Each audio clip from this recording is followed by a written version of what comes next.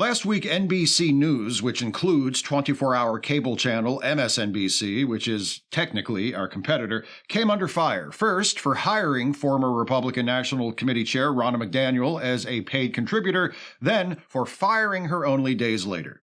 Here with the latest on this embarrassing situation is our chief White House correspondent. What, if anything, are you hearing about this fiasco from the Biden administration?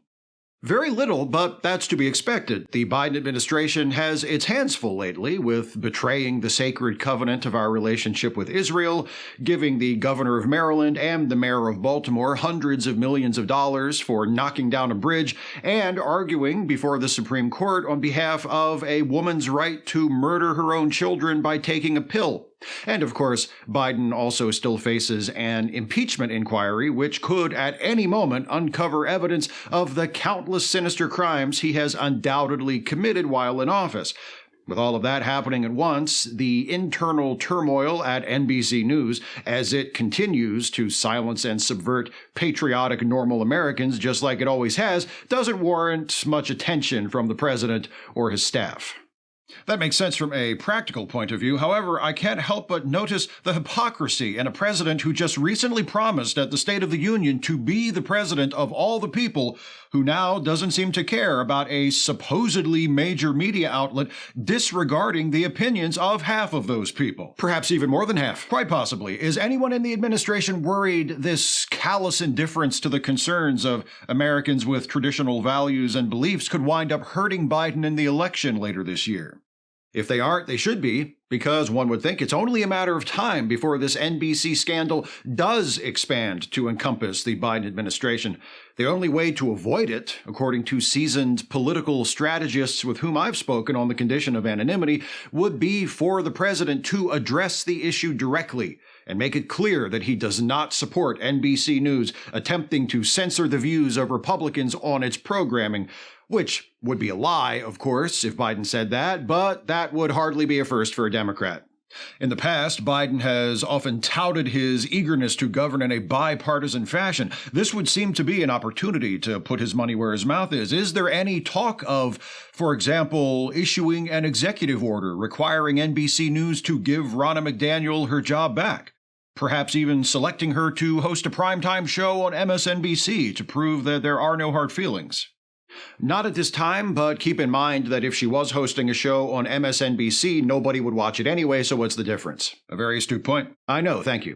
What about your colleagues in the White House press corps? How have they responded to this thuggish and cowardly behavior from NBC News? Have the NBC News reporters who pressured their bosses to fire Ronna McDaniel been shunned by the other journalists?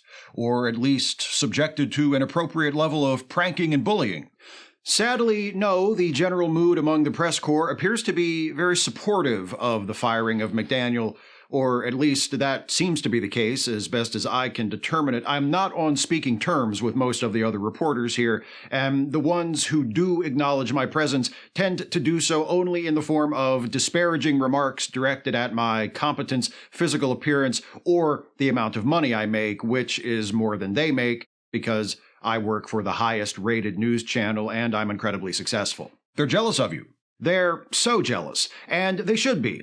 Not only am I more highly paid for doing the same job, only with far less experience than most of them, I work for a news channel which, unlike NBC News, values the principle of free speech and operates with integrity towards its employees and our viewers. While NBC News just threw away Ronna McDaniel like a piece of garbage because she dared to question the legitimacy of Joe Biden's election, our channel has not only continued to employ me as chief White House correspondent since I took an active part in the events at the Capitol on January 6, 2021, I was even provided with the finest legal representation available, a team of attorneys who saw to it, even though there is clear video evidence of me standing atop the rostrum of the House of Representatives and screaming, "We have come to spill blood," over and over again, that I was one of the few January 6 defendants to receive no jail time whatsoever. Do you think it sticks in the collective craw of your fellow reporters that they can't get away with trying to destroy democracy the same way you got away with trying to defend it against Biden, the Democrat Party, and their left-wing cultural Marxist deep state cabal?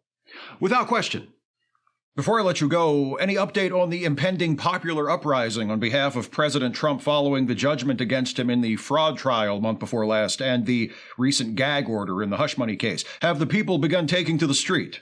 Not yet, but any day now. Keep your ear to the ground. We'll check back in later on. And remember, anyone who refuses to be your friend because of your political opinions isn't someone you want as a friend anyway. I'll try to remember that when the loneliness threatens to overtake me. All right, coming up after the break, might the Francis Scott Key Bridge still be standing today if Barack Obama had never been elected president? We'll explore this question and more with regular contributor and former Louisiana State Representative David Duke after the break.